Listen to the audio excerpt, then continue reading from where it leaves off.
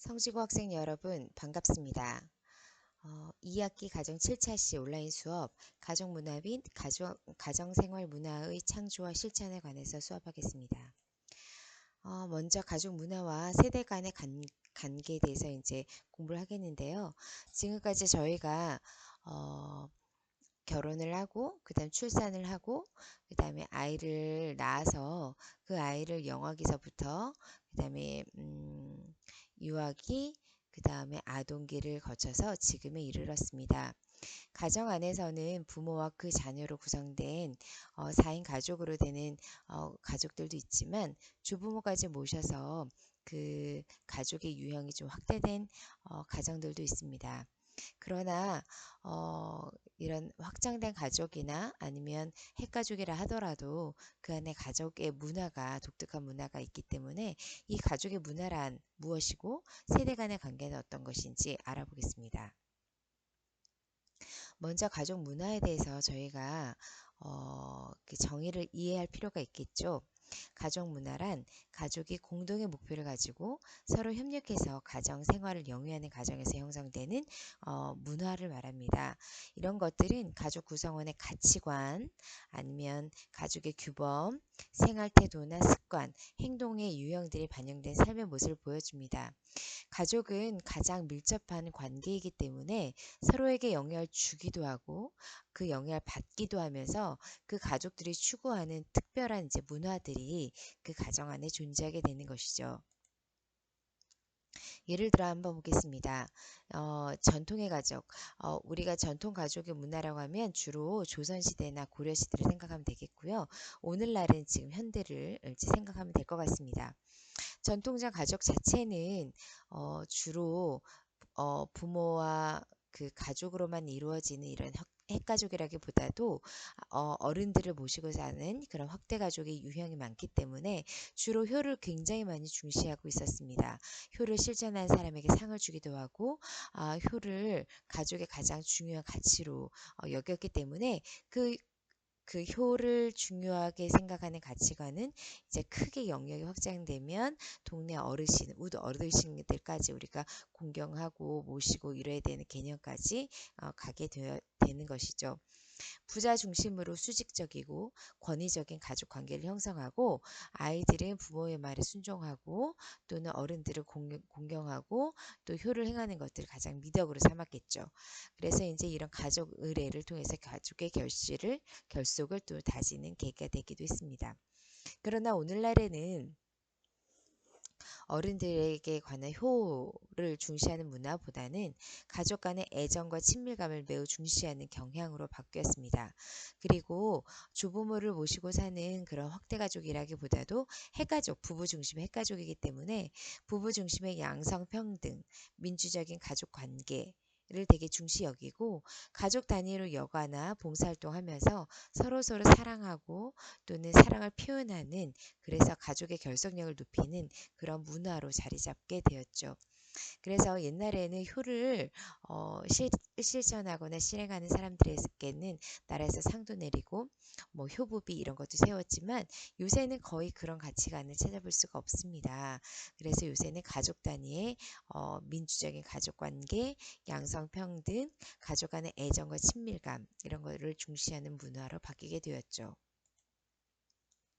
가족 문화를 이렇게 전통 사회에서 현대 사회로 발전시키는 것들에 대해서는 여러 가지 변화를 시키는 요인들이 있습니다. 가장 큰 요인은 우리의 그 확대 가족에서 핵가족으로 변화시키는 그런 요인이라고도 할 수 있었던 산업화, 도시화, 세계화입니다. 가족의 형태도 바뀌지만 가족의 그런 문화 역시도 이런 그 세계화나 산업화나 도시화 또 개인주의, 여성의 사회 진출, 결혼관이나 자녀관의 변화, 가족의 형태 등이 변화되는 것들에 영향을 받습니다.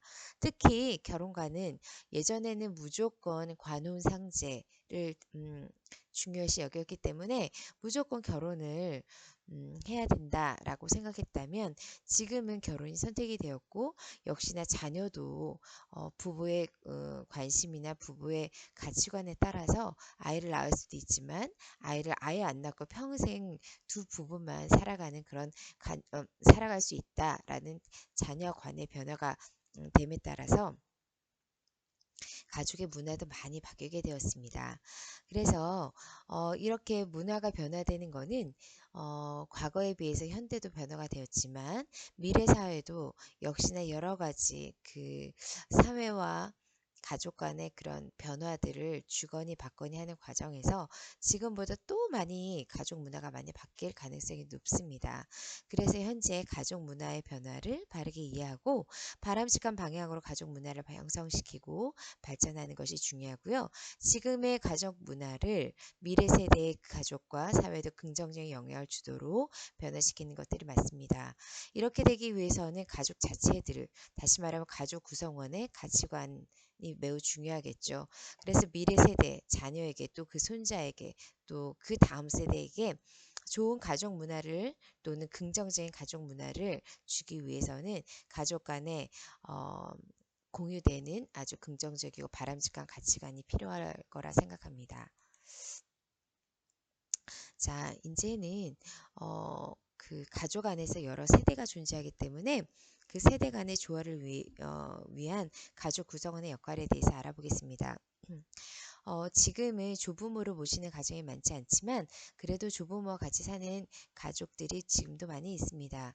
특히 여러분 중에서도 우리는 할머니, 할아버지랑 같이 사는데 라고 생각하는 가족들이 좀 있을 텐데 조화롭고 또 바람직한 가족 문화를 위해서는 부부는 서로 협력하고 자녀와 조부모의 관심을 가질 것이 필요합니다. 그리고 자녀도 집안일은 부모가 다 하는 거지 나는 공부가 너무 바빠서 나중에 어른이 되고 나서 해야겠다 이렇게 생각하기보다는 집안일에 적극적으로 참여해서 자신의 의견도 분명히 전달하고 집안 그 가족에 대해서 본인의 역할이 또는 내가 가족을 위해서 기여하는 부분이 있어야겠다라고 생각하는 것들이 필요한 거죠. 특별히 조부모는 부모와 자식 간의 관계에서 스트레스라든지 이런 것이 굉장히 많아질 수 있기 때문에 조부모는 인생의 조언자라든지 손자녀를 돌보고 집안일을 돕는 등의 역할을 수행할 수 있습니다. 특히 조부모는 부모와 자녀와의 관계에서 중재자 역할을 할 수 있기 때문에 굉장히 조부모 역할들이 크다고 볼 수 있겠죠. 그래서 확대가족은 해가족에 비해서 좀 더 죄송합니다. 가족의 해체나 붕괴 같은 것들이 좀 덜한 모습들을 볼 수 있습니다. 자, 조화로운 세대 간의 관계를 위해서 세대 간 조화를 이룬 방법들에 대해서 한번 알아보겠습니다. 제일 먼저 중요한 것은 세대 간의 긴장이라든지 갈등이라든지 이런 것이 있을 수 있기 때문에 대화를 충분히 하고 열린 마음으로 의사소통하려는 생각과 감정을 이해하려고 노력하는 것이 필요합니다. 다시 말하면 대화를 통해서 상대방의 의견을 존중하는 것들이 필요하다는 얘기시죠. 충분한 대화, 이거는 갈등을 해결할 수 있는 방법인데 대화를 통해서 감정의 골이 더 깊어질 수도 있습니다. 그러므로 그때 제일 중요한 것은 상대방의 의견을 존중하고 상대방의 말을 잘 경청해서 갈등을 해결할 수 있는 해결하려는 그런 마음이 필요한 거죠. 두 번째는 가족의 상황과 능력에 따라 융통성 있게 역할을 분담하는 것입니다. 그래서 가족의 일이 가족 구성이 한 사람이라든지 아니면 부모라고 이렇게 한 세대라든지 거기 집중되지 않도록 그래서 아이들도 집안일이라든지 가족의 대소사에 참여하면서 가족의 공동체라는 것, 가족에 소속됐다는 것을 잘 느낄 수 있도록 해주는 것이 필요합니다. 그리고 가족의 규칙이라든지 가훈, 가족 행사 등에서 가족의 전통을 만들고서 실천해서 가족 구성원들이 죄송합니다. 가족 구성원들이 소속감과 자부심을 느끼고 유대감을 강화할 수 있는 것들이 필요합니다. 요새는 학교에서 집에서 가훈이 무엇인지 적어와라 이런 숙제가 좀 덜 한 것 같기도 한데 가족 구성원들이 만드는 가족만의 특별한 가족 규칙이라든지 가족 행사 또는 가훈이라든지 이런 전통을 만드는 것이 필요합니다. 예를 들면 우리는 일주일에 한 번씩 종교 모임에 꼭 참석한다든지 아니면 뭐 한 달에 한 번씩 어른을 뵈러 간다든지 아니면 뭐 한 달에 한 번씩 꼭 시간을 내서 가족끼리 여행을 간다든지 이렇게 쌓여진 가족들만의 독특한 행사라든지 아니면 문화라든지 가치관들을 공유해서 그런 것들이 결속되면 이제 가족 안에 문화가 생기고 그런 문화를 통해서 가족에 대한 소속감, 자부심, 유대감 이런 것들이 강화되는 거죠. 또 하나 가족이 함께 여가 활동을 해서 정서적 유대와 활력을 얻게 되고 가족 자원봉사로 사회 참여와 나눔을 실천하는 좋은 기회가 됩니다. 사실은 여러분이 고등학생이고 대입제도 때문에 너무 바빠가지고 가족 자원봉사로 나가기가 좀 시간적으로 어려운 부분들이 있습니다. 그러나 실제로 지금 어, 고등학생을 포함한 뭐 예를 들어서 노숙자를 위한 밥퍼 봉사라든지 아니면 뭐 수해를 당한 지역에 가서 돕는다든지 아니면 무슨 그 집이 없는 어르신들에게 집을 지어준다든지 이런 여러 가지 활동들에 가족들이 참여하면서 아이들에게 특히 자녀에게 가족의 그런 문화라든지 가족의 그런 그 끈끈한 공동체감 이런 것들을 유지할 수 있도록 돕는 가정들이 좀 있습니다. 그래서 이런 사회 참여와 나눔을 실천하면 훨씬 더 견고하고 훨씬 더 강한 소속감과 자부심을 느끼게 될 수 있는 거죠. 그래서 대화, 그 다음에 가족 생활의 상황과 능력에 따라서 가족을 함께 결정하고 가족의 규칙이라든지 가훈이라든지 이런 가족의 전통을 만들고 그 다음에 가족이 함께 여가 활동을 하든지 가족 자원봉사를 함으로써 사회 참여와 나눔을 실천하는 이런 방법들을 통해서 세대 간의 조화를 이룰 수 있는 기회가 될 수 있습니다. 자, 가족 구성원이 세대 간의 조화를 이루어 건강한 가족 문화를 이루는 방법에 대해서 3가지 이상 댓글에 달아주시면 됩니다. 댓글 꼭 달아주세요.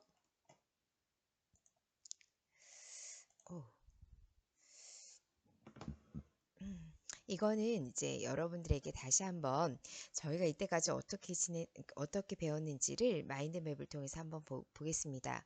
저희가 자녀 돌보기서부터 조금 나왔지만 사실 그 전에 저희가 이성교제, 결혼, 서부터 시작했겠죠. 이성교제, 결혼, 그 다음에 출산, 그 다음에 아이 돌보기에서 시사행아, 영아기, 유아기, 아동기를 지나서 지금 돌봄과 소통의 가족 문화에 대해서 하고 있습니다.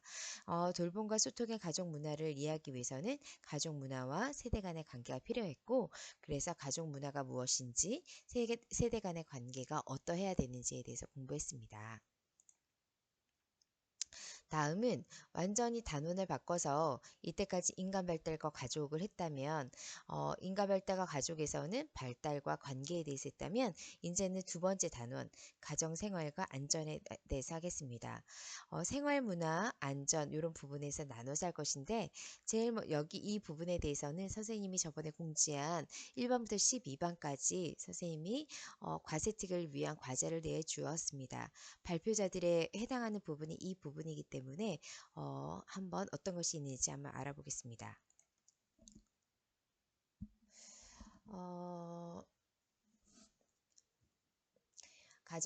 가정 생활 문화는 가정이라는 울타리 안에서 가족들이 함께 공유하고 계승해오는 다양한 삶의 축적이자 사회적 유산으로 가족은 우리의 전통과 타 문화에 대한 이해를 바탕으로 가정 생활 문화를 올바른 방향으로 유지하거나 발달시킬 수 있도록 노력해야 한다.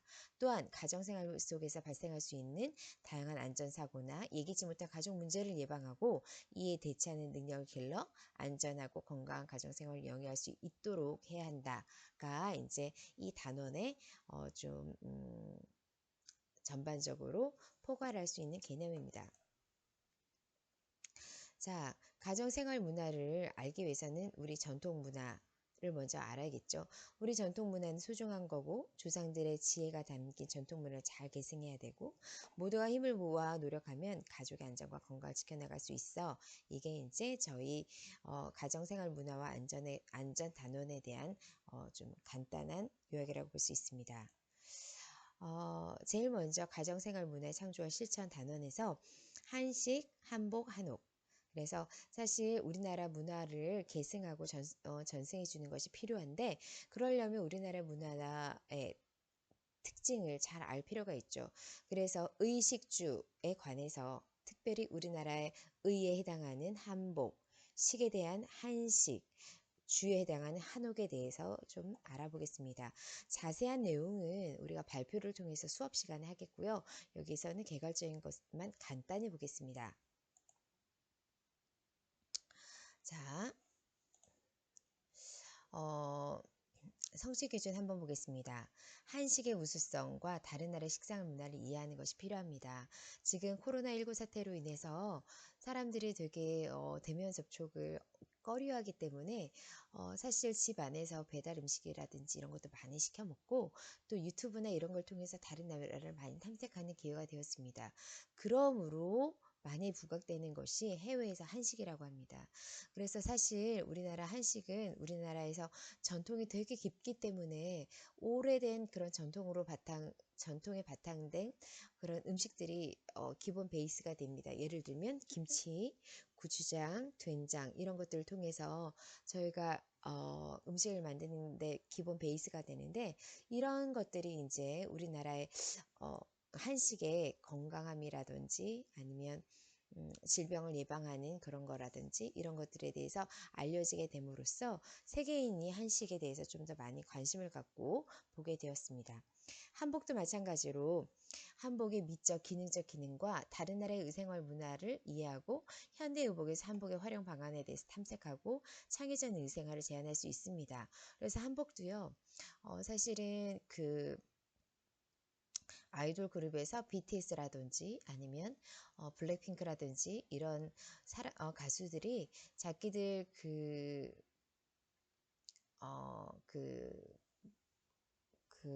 자기들의 노래를 발표할 때 입고 난 의상 중에서 한복이 있습니다.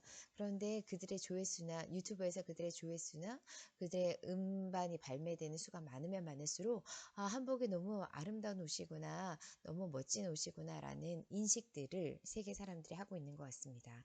한복 한번 알아보겠습니다.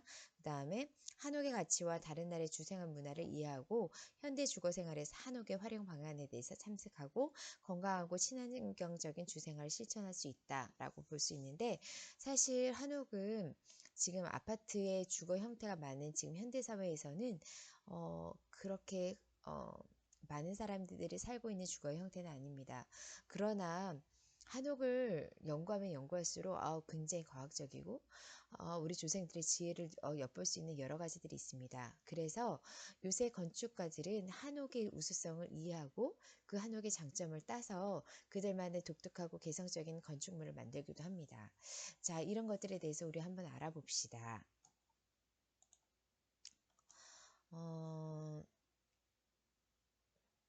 자, 이걸 한번 읽어볼까요? 게장이나 육식회, 사찰 음식, 한식의 다양성을 발견한다는데 특히 우리에게 잘 달인 간장에 담근 간장 게장 같은 것들은 너무너무 맛있죠.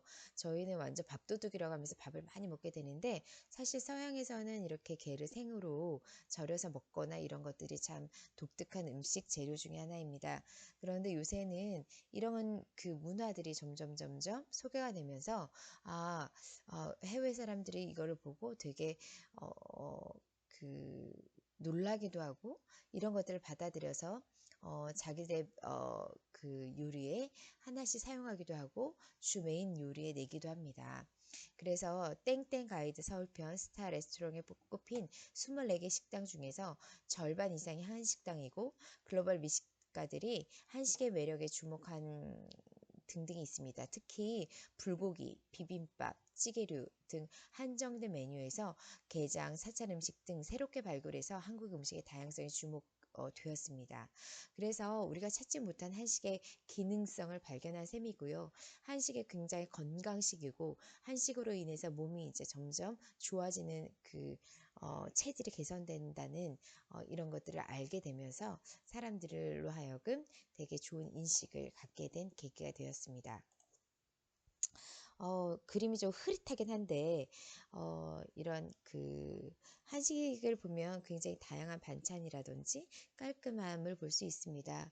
그래서 사실은 요 사진보다도 또, 이렇게 간단하지만, 우리는 이렇게 간장게장 이런 거 너무너무 좋아하는데, 사실 여러 가지 반찬으로 구성되고, 그 다음에 이제 밥과 찌개, 또 밥과 국을 통한 이제 이런 반찬들을 먹게 되는데, 이렇게 사이드 반찬으로 나오는 것도 되게 흥미롭게 생각하고, 그다음에 주된 반찬 이렇게 간장게장 같은 이런 그 요리들을 이제 요리들이 알려지게 된 거죠.